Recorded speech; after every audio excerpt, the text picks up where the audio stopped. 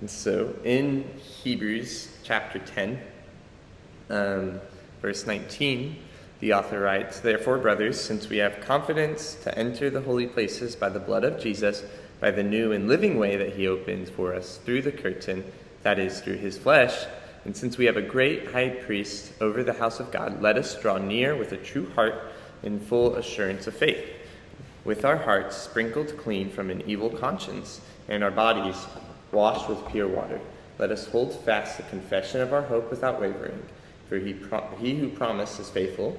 And let us consider how to stir up one another to love and good works, not neglecting to meet together, as is the habit of some, but encouraging one another, and all the more as you see the day drawing near."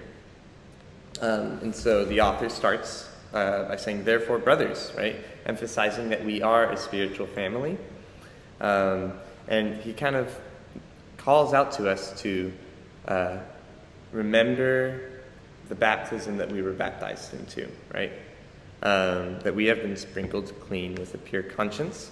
In fact, 1 Peter 3:21 tells us that baptism, which corresponds to this, now saves you, not as a removal of dirt from the body, but as an appeal to God for a good conscience through the resurrection of Jesus Christ.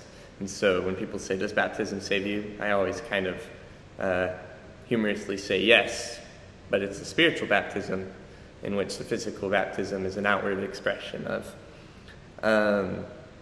But this baptism that we've been baptized into is not one that is individual, but it is of a family.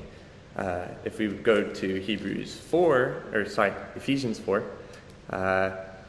verse 4, it says, "There is one body and one spirit, just as you were called to the one hope that belongs to your call, one Lord, one faith, one baptism, one God and Father of all."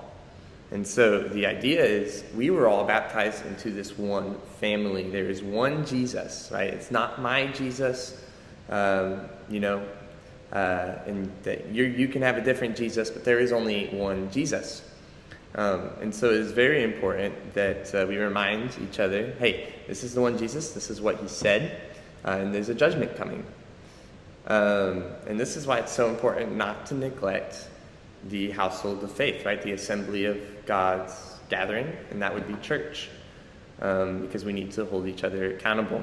And in 1 Thessalonians, the author writes that that we should remind each other about Jesus coming back, right? Like this is something that we should regularly do, encourage each other in this. And so, just reflect back on the baptism that we were born into. One of these things is stir up each other for good works, just try to outdo each other in loving. It's just radical to think about what would it look like to be a people who just tries to outdo each other in serving. And so, that's it.